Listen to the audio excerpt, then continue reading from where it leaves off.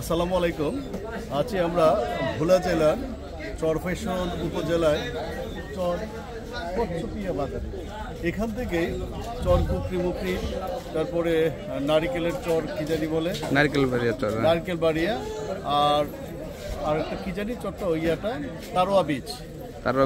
এই অঞ্চলে উপকূলীয় যে চরগুলো আছে সেই চরগুলার পরিদর্শনের জন্য যে টুরিস্ট স্পটগুলো আছে এইখান থেকে যাত্রা শুরু করে মূলত স্থলভাগ এই পর্যন্ত এই কচ্ছপিয়া বাজার থেকে টুরিস্টরা একে একে বিভিন্ন উপকূলীয় চরগুলি পরিদর্শন করে এই অঞ্চলের যে প্রাকৃতিক সৌন্দর্য এটা উপভোগ করার জন্য মানে রওনা দেয়। আমরাও যাচ্ছি, আমরাও এর বিকল্প নাই। লোহরের দিকে আসেন, আমরাও যাচ্ছি এই অঞ্চলের প্রাকৃতিক সৌন্দর্য এবং উপকূলীয় যে চরাঞ্চল সেইগুলি ঘুরে ঘুরে দেখার জন্য আমরা মোটামুটি ৬-৭ জনের একটা টিম আছে যাচ্ছি।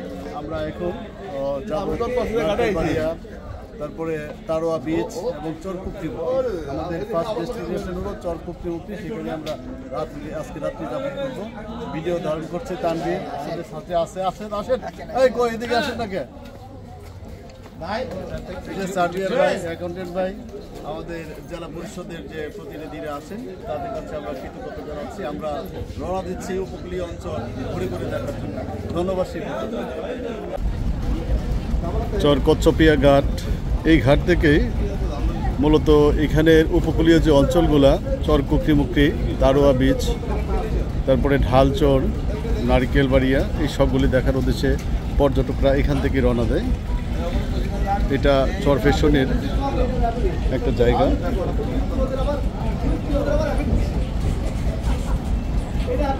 আমরা অপেক্ষা করছি স্পিডবোটের জন্য। স্পিডবোট দিয়ে আমরা যাব।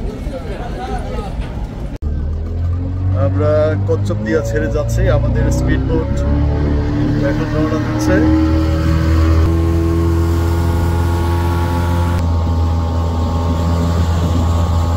আমরা কচ্ছপিয়া থেকে নারিকেল বাড়িয়ার উদ্দেশ্যে রওনা দিচ্ছি। আমাদের গন্তব্য হচ্ছে চর কুকরি, নারিকেল বাড়িয়া, তারোয়া বীচ, ঢালচর। আমাদের সাথে একটা প্রায় ৬-৭ জনের একটা টিম আছে। সুন্দরবনের মতো একটা ঢাল দিয়ে এগিয়ে যাচ্ছি, আমাদের স্পিডবোট এগিয়ে যাচ্ছে সামনের দিকে। যে জায়গাটা থেকে আমরা রওনা দিয়েছি সেটা হচ্ছে চরফ্যাশনের কচ্ছপিয়া ঘাট।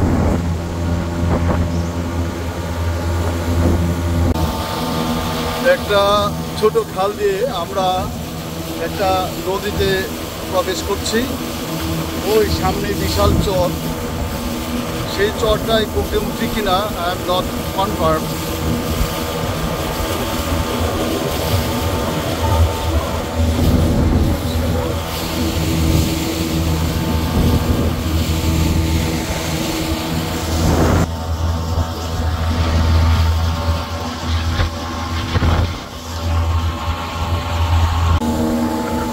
আমরা চর কুকরিতে এসে গেছি। আসলে আমরা যাব এখন নারিকেল বাড়িয়াতে। সব শেষে এই চর কুকরিতে এসে অবস্থান করব। দুই পাশে এই চর কুকরির অবস্থান। আমরা এখানেও ছোটোখাটো একটা খাল দিয়ে সামনের দিকে এগিয়ে যাচ্ছি। এই যে মহিষ, অনেক মহিষ আছে, এই যে মহিষগুলা ঘাস খাচ্ছে চরের মধ্যে।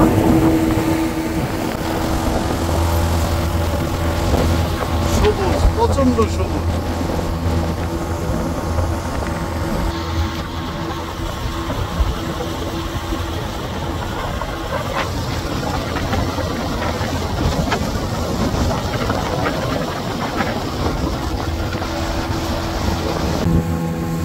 এই চর কুকরি দক্ষিণ দিক দিয়ে আমরা যাচ্ছি নারিকেল বাড়িয়াতে। নারিকেল বাড়িয়া আমরা ওইখানে লাঞ্চ করে তারপরে যাব তারোয়া বীচে। তারোয়া বীচ থেকে ঢালচর, এরপরে আইসে আমরা এই চর কুকরিতে আল্লাহ যদি চাহে রাত্রি যাপন করব।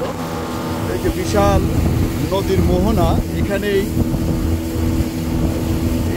মনে হয় মেঘনা নদীর মোহনা। এখানে আইসা সমুদ্রের সাথে মিলিত হয়েছে।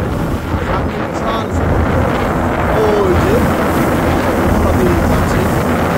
ডান পাশে হলো চর কুকরি, ওই পাশে আরও চর আছে। সবগুলা চরের নাম আমি জানি না, স্থানীয় লোকজন জানে। আমরা নারকেল বাড়িয়াতে পৌঁছে গেছি। ওই যে অনেক পর্যটন দেখা যাচ্ছে, অসাধারণ একটা জায়গা। আমাদের স্পিডবোট, ওয়াচ টাওয়ার আছে, অনেকগুলো পর্যটন আছে এখানে। নারকেল বাড়িয়াতে আমরা পৌঁছে গেছি। এখানে হয়তো আমরা নোংর করবো। ওই যে স্পিডবোট ঘাট, এই কুকরিমুকরি ইকো পার্কে আমরা এসেছি।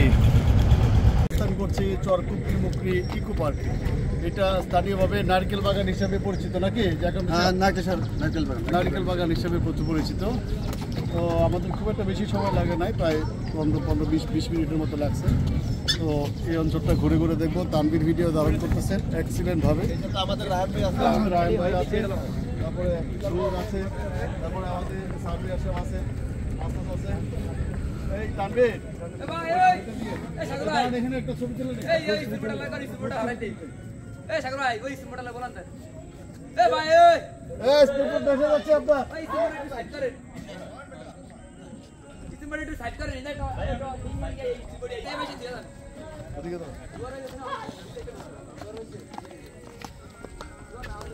ছবি ছবি। ও অসাধারণ অসাধারণ এই চর কুকরিমুকরির ইকো পার্ক, যেটাকে স্থানীয়ভাবে নারকেল বাগান নামে পরিচিত। আমরা সেটার ভিতরে প্রবেশ করছি। একে একে আমরা সামনের দিকে এগিয়ে যাচ্ছি। দুই পাশে কেওড়া বন, ছোট ছোট, অনেকটা সুন্দরবনের আবহাওয়া। এই যে সামনে রায়হান সাহেব আর আমাদের সার্ভেয়ার, এই কি জানি না ভাই, আমি বলেছি তো ইয়া না, রিফাত আলম ফোন দিয়ে বলছিল রিফাত খাতির টাতির করতেছে কিনা। যা হোক, এই যে আমরা এগিয়ে যাচ্ছি সামনের দিকে চর কুকরিমুকরির ইকো পার্কে। একেবারে সম্পূর্ণভাবে এটা সুন্দরবনের ফ্লেভার। আপনারা যারা আসবেন এখানে বিচের ফ্লেভার পাবেন, সুন্দরবনের ফ্লেভার পাবেন, জঙ্গল। ওইদিকে কি সমস্যা? সাগর পাড়ে একটু ধরেন, ভিডিও ধরেন। আমরা গ্রুপ নিয়ে এই কুকরিমুকরি ইকো পার্কের ভিতরে আছি। আমরা কৃতজ্ঞতা জানাচ্ছি তাদেরকে।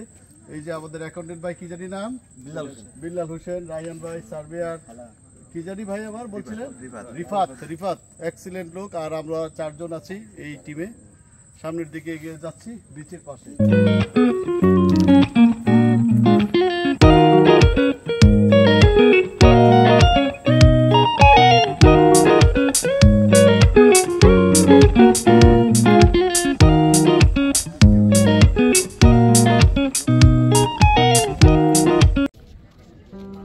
চর কুকরিমুকরির নারিকেল বাগান এরিয়া।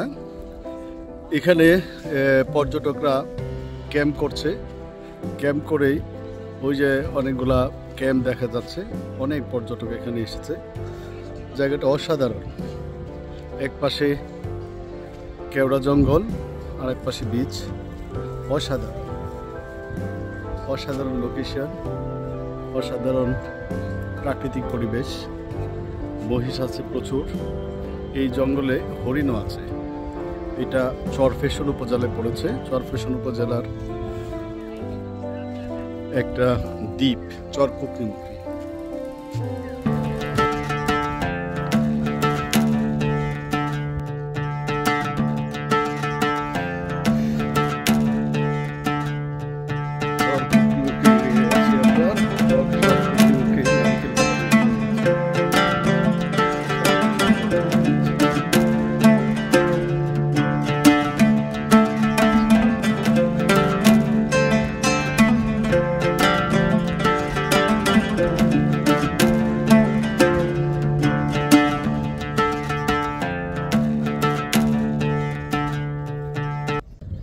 আসসালামু আলাইকুম।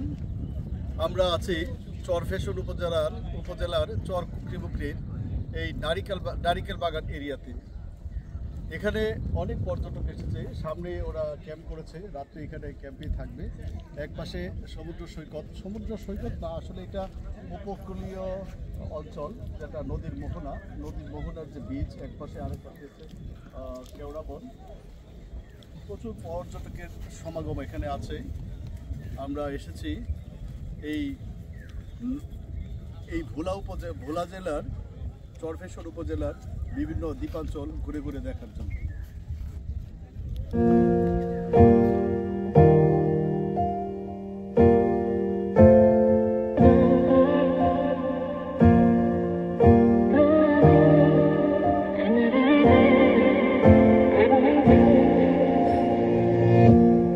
When I handed you my pieces, all the broken ones, I knew it was you I needed all along. And I don't know when I turned away from who I was called to be. চরকুকরিমুকরির নারিকেল বাগান দেখা শেষ করে আমরা এখন যাচ্ছি তারোয়া beech এবং ঢালচরে। The me that you have always known, and I need for you to show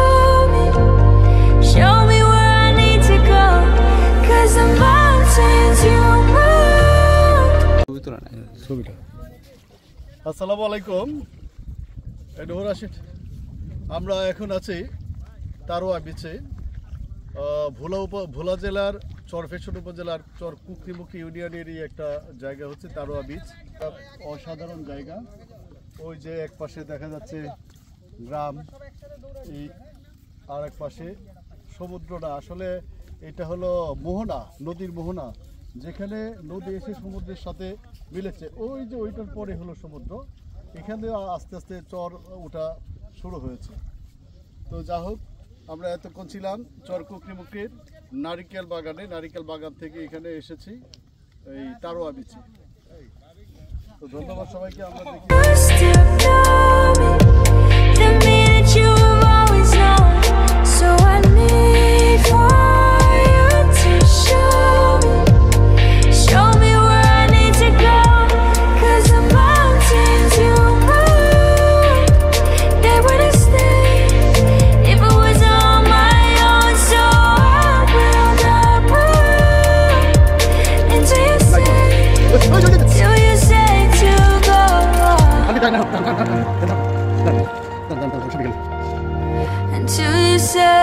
Until you say, yeah. I need your grace, I need your grace, I need your grace to get these mountains to move. Assalamu alaikum. Wa alaikum salam wa rahmatullahi wa barakatuh. How are you? I'm fine, but how are you? ধন্যবাদ। আচ্ছা, কেমন আছেন আপনি? আলহামদুলিল্লাহ ভালো আছি। কি নাম আপনার? আমার নাম ভাগ্যরাজ, আমার মেহরাব আলী সুলতান সুলাইমান। আচ্ছা, মেহরাব আলী সুলতান সুলাইমান। মূল নাম হলো ভাগ্যরাজ। মাশাআল্লাহ। আপনার গ্রামের বাড়ি কোথায়? আমি মাটিও জন্মভূমি বাংলাদেশ, আর মূল জন্মভূমি হলো চরফেশন। আচ্ছা, আমিনাবাদ ইউনিয়ন, হালিমাবাদ গ্রাম। আচ্ছা, ওখানে আমার বাড়ি। আচ্ছা, আমরা এখন আসছি ওই তারোয়া বিচে। তারোয়া বিচ না এটা হলো ঢালচর তারোয়া বিচ, ঢালচর ইউনিয়নের তারোয়া বিচে আসছি। এখানে এসে ভাইয়ের সাথে পাইলাম, তো ভাইকে দেখে অনেক আন্তরিক মনে হলো। আমাদের একটা পেঁপে দিল। তারপরে আমরা যখন পেঁপেটা দেখান, উনি এই যে এত সুন্দর একটা পেঁপে দিছে। ঠিক আছে, এইটা আল্লাহ তাআলা আমাকে তার অসীম দয়ায় পাওয়া দিছে। আমি আমার মনে করলাম এটা আপনাদেরকে সম্মানিত করলে আল্লাহ তাআলা আমাকে ভাই দেখতেও মোটামুটি সুলতান সুলাইমানের বংশধর হিসেবে মনে হয়।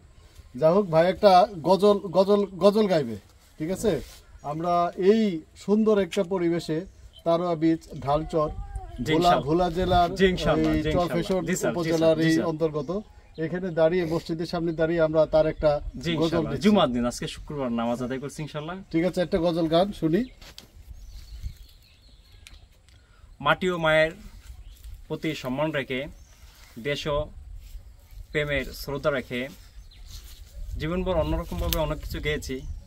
আজকে আমার দেশ জন্মভূমি বাংলাদেশ, তারপরে শ্রদ্ধা আন্তরিক রেখে আমি একটি দেশত্ব মানুষের একত্ববোধ হওয়ার জন্য ইনশাল্লাহ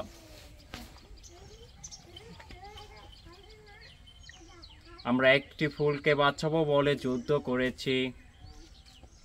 আমরা দেশ ও মাটির সম্মান রক্ষা করার জন্য অর্থ ধরেছি। ওগো মা, তুমি ভয় পেও না, আমরা প্রতিবাদ করতে জানি। আমরা একটি ফুলকে বাঁচাবো বলে যুদ্ধ করেছি। দেশ ও মাটির মায়ের সম্মান রক্ষা করার জন্য আমরা হাতে অর্থ ধরেছি। ওগো মা, তুমি ভয় পেও না, আমরা তোমার লক্ষ্মী শান্তপ্রিয় শুভ ছেলে, আমরা প্রতিবাদ করতে জানি। নারায়ে তাকবীর, আল্লাহু আকবার, নারায়ে রিসালাত, আল্লাহু আকবার। মুসলিম হয়ে এসেছি ধরায়, মুসলিম হয়ে আছি। ওগো মা,